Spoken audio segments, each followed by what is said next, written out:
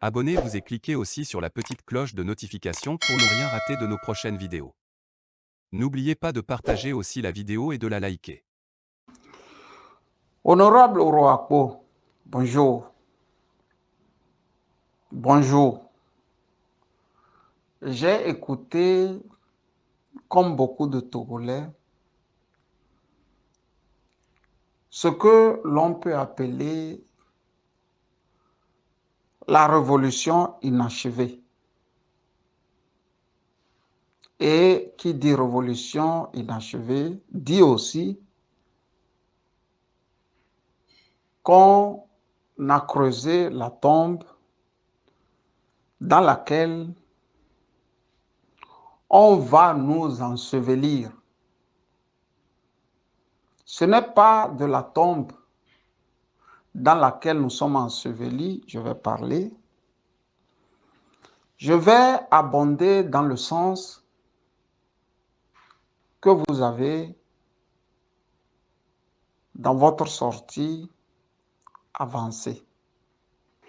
Je voudrais, permettez-moi peut-être de le dire, attirer l'attention de mon collègue ou ami, M. Folie Bété, sur ce qu'il vient de dire.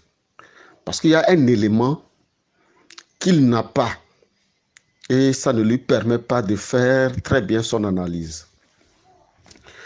Vous savez, au cours du dialogue de C14 avec le pouvoir, il s'est passé des choses.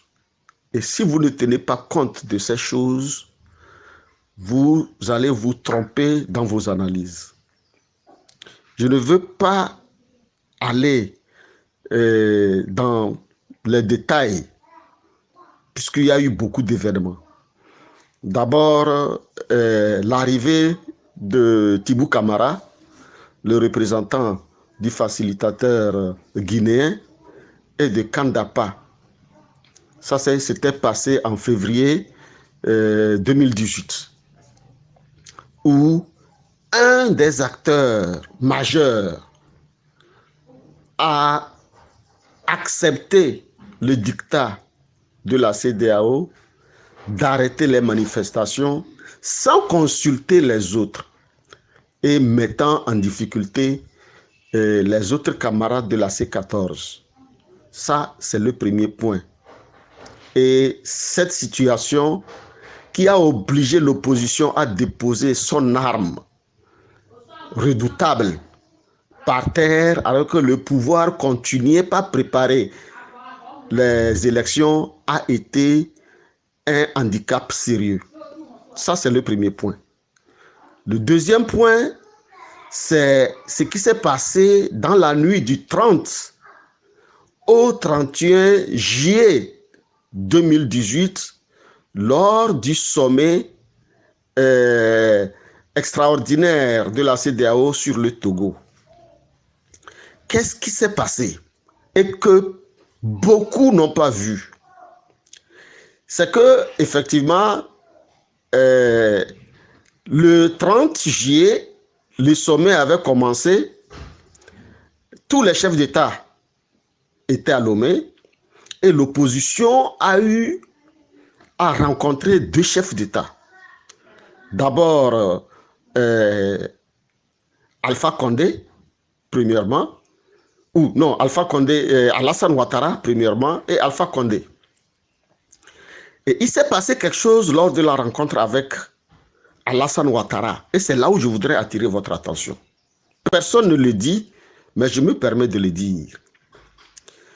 Que lorsque Alassane Ouattara a fait un geste, ce geste-là que tout le monde a interprété comme il veut, à l'opposition, il y a un membre de la délégation qui s'est soustrait et qui allait envoyer un message à son patron qui n'était pas dans la délégation. Et quoi de plus normal? Sauf que celui-ci a pris ce message-là et qu'il a envoyé à deux journalistes où surtout deux activistes, à savoir Daniel Badabon et Anani Sossou, qui ont publié cette information sur Facebook cette nuit. C'est là où le déclic est arrivé. Et les services de Alassane Ouattara, ayant intercepté ces informations qui le mettaient en difficulté avec son homologue togolais, étaient rentrés dans cette colère. Ce qui a fait que le jour du sommet, sans concerter les autres chefs d'État, Alassane Ouattara a tapé sur la table en disant ceci. Allez dire à l'opposition togolaise qu'elle a assez fait mal à son peuple et qu'elle est irresponsable. Vous allez aux élections le 20 décembre, sans consulter les autres. Et vous aurez dû constater que les autres chefs d'État sont partis avant la fin du sommet. Et ce qui est encore plus grave, c'est que le message que celui-ci a envoyé à son patron a envoyé ce message à Tibou Camara, qui l'a transféré à un autre chef de parti. Voilà, le jour-là, le chef de l'État ivoirien, ayant décidé de cette façon, a mobilisé les autres chefs d'État à fermer la page de l'opposition togolaise. Ce qui fait que par la suite, toutes les promesses des autres chefs d'État, je vais citer Alpha Condé, et lorsque l'opposition était allée en Guinée, il leur avait promis qu'il y aura 8 de l'opposition, 8 du pouvoir à la CENI, avec un président de la CENI étranger. Cette promesse n'a pas été tenue. Au contraire, le temps que l'opposition retourne à Lomé, la CEDEAO a sorti un communiqué signé par le représentant d'Alassane Ouattara à la CEDEAO, qui prenait en contre-pied toute l'opposition. Voilà comment l'opposition a été prise au piège de l'incongruité, de l'inconséquence de certains de ses membres. Ne sachant pas que les chefs d'État de la CEDEAO les a déjà abandonnés, ils sont restés dans leur position, croyant qu'ils ont le soutien de ces chefs d'État. Voilà ce qui s'est passé, M. Foli. Renseignez-vous auprès de vos responsables, parce que je sais que tu es membre d'un parti politique. Voilà ce qui s'est passé. Donc, à partir de cet instant, l'opposition a perdu la lutte depuis le 31 juillet 2018, sans le savoir. Et le boycott s'est imposé à cette opposition au dernier moment. Figure-toi que parmi les membres de l'opposition qui soutenaient le boycott, il y en a qui ont dit que si le pouvoir se permet d'organiser seul les élections, il y aura déluge de feu. Je ne sais pas si vous vous rappelez de ça. Et d'autres ont parlé d'un ouragan que nous n'avions pas vu le jour du scrutin. Donc, à partir de cet instant, s'il vous plaît, quand vous voulez formuler vos critiques, il y a certains... il y a des choses qu'il ne faut pas dire parce que ça blesse certaines personnes. Je vous remercie. Il y a des non-dits dans ce qu'on peut appeler la révolution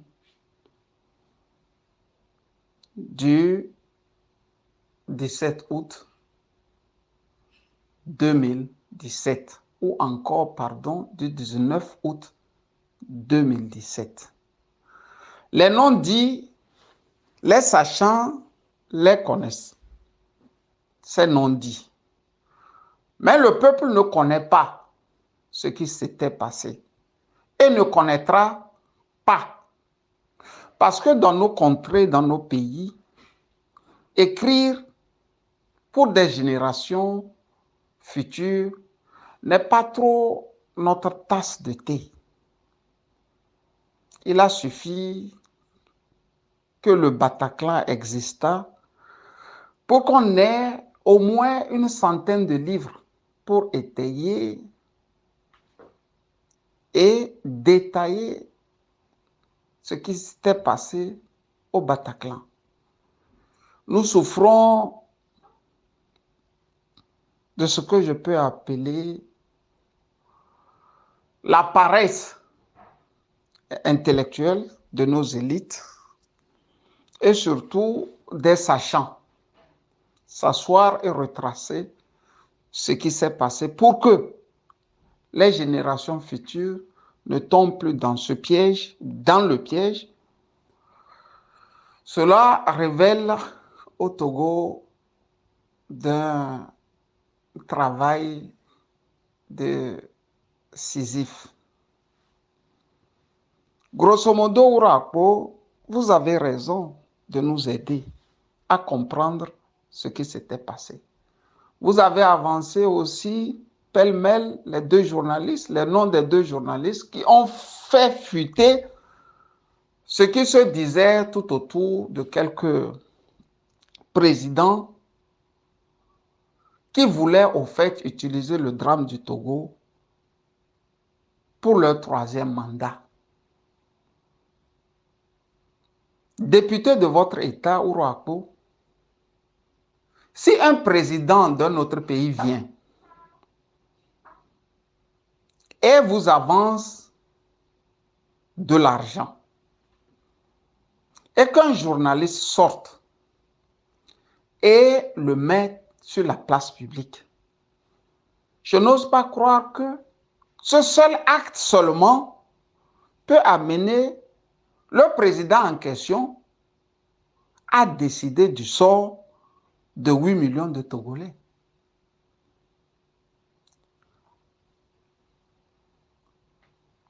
Alassane Ouattara n'a pas tapé sur la table parce que une certaine opposition serait une structure mauvaise pour le peuple togolais. Il a tapé sur la table parce que il a profité de l'occasion pour donner un blind sign à son poulain Faure Gnassingbé. Et du coup, aider la France-Afrique à vivre encore au Togo. Le problème du Togo aura dépassé le Togo. Les non-dits ici est aussi le caractère peu recommandable du patron des révolutionnaires. Un peuple soudé derrière une personne et que cette personne en vienne à se considérer comme Jules César, cela veut dire qu'il n'y avait même pas une expérience au départ. Si, pour autant qu'on voulait aider ce peuple à se lever, qu'est-ce qui peut expliquer que, à la fin, on négocie hors de ce peuple? Le second, le colistier du PNP, et c'est Tchatipi, Ourodjikpa, a dit ou avait dit il y a quelques mois seulement que s'il fallait recommencer, il ne recommencerait pas avec cette erreur d'arrêter avec les marches Ourako. Ce qui veut dire que ton parti, l'ANC, n'était pas si fort que ça. Et que c'est un autre parti qui décidait. Si c'est l'ANC, ton parti qui était fort, c'est bien fort possible que le parti allait dire de continuer avec la marche ou les marches. C'est ce qu'on avait sous la main. Mais il y a Jules César qui s'imposait. Et c'est lui qui ne nous aura pas aidés. Il faut dire les choses comme elles sont. Georges Clemenceau disait de Napoléon III, qu'il voulait mourir comme Jules César. Il a fini comme Pompée. Il voulait mourir comme Jules César. Mais il a fini comme Pompée. Je ne vais pas mâcher mes mots. Achadam a fini comme Pompée. Donc, il faut regarder le problème de ce côté du PNP. C'est pour ça qu'il peine à rebondir. Les peuples n'aiment pas ça. C'est pour ça, dans un autre élément audio, je vous avais dit que je vous saluais des deux mains. Mais je ne le disais pas non plus au Rakpo pour dire que vous avez raison, non. Mais le courage de dire ça, c'est déjà bien. C'est ce que j'ai voulu dire. Vous non plus. Quand vous avez compris aussi à l'ANC que le PNP ne jouait plus le jeu, il ne fallait pas laisser le peuple à lui-même. Vous n'avez pas abondé dans le sens des élections législatives. Si vous étiez allé en rang serré dans le compte de la C14, on n'en serait pas là. Ou un pouvoir autiste, brutal, méchant, tripatouille comme il veut la Constitution. Mais la Constitution en coupe réglée, sens dessus, dessous, fait de notre Constitution une petite machine où, bon, on peut monter, démonter et dépiécer à la guise. Vous avez aussi par le passé compris que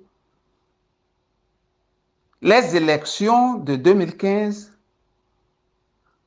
vous avez déjà cassé les côtes.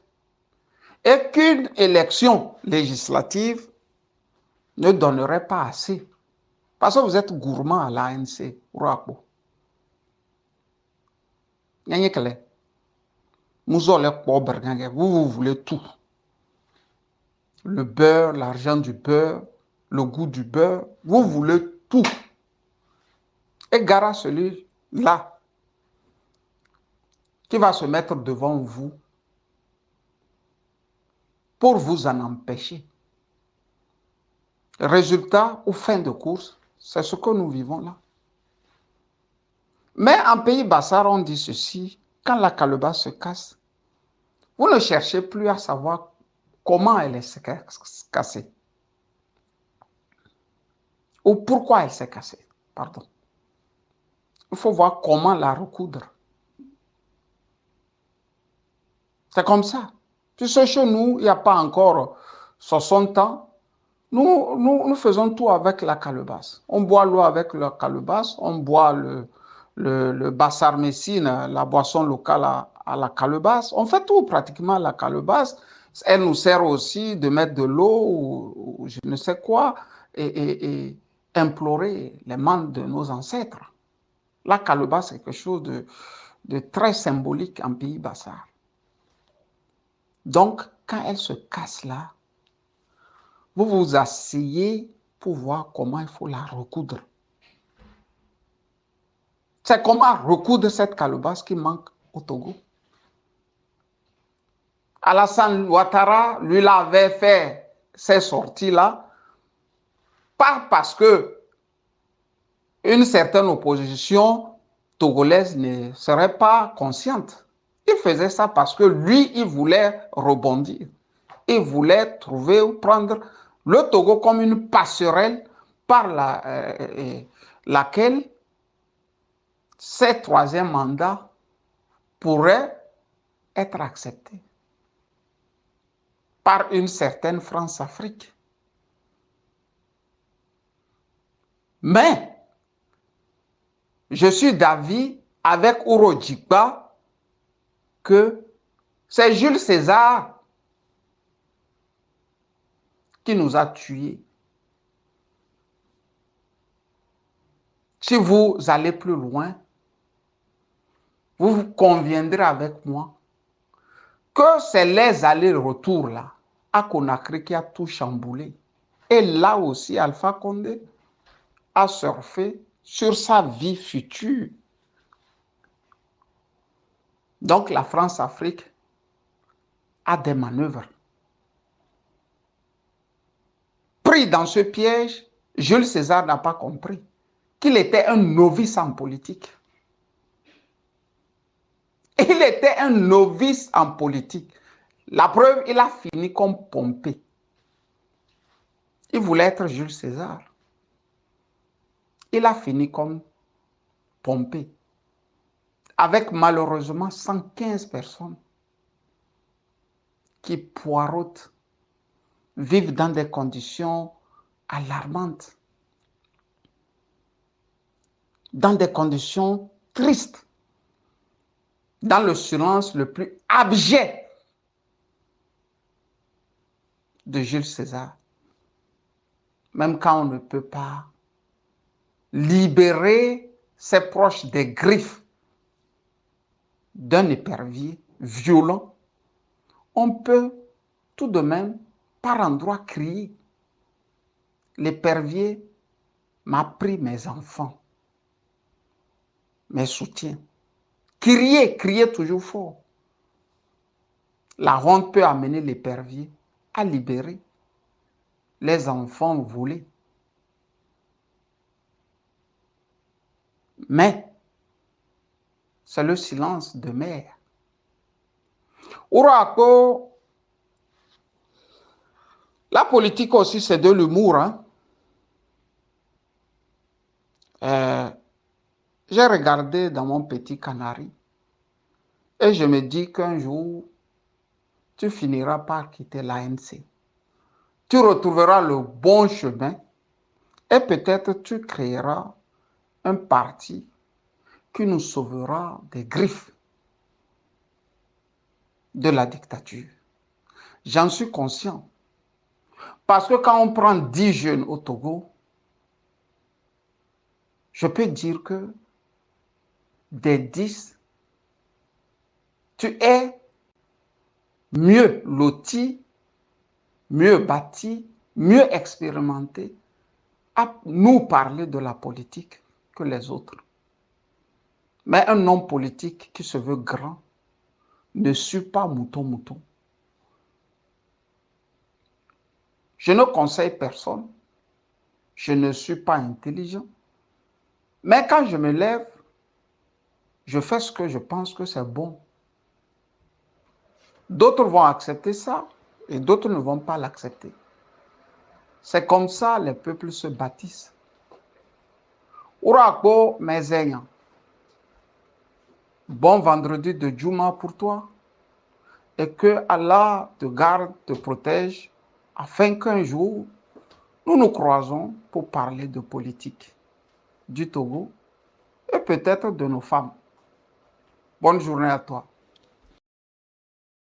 Likez la vidéo si ce n'est pas déjà fait. Laissez aussi votre point de vue en commentaire.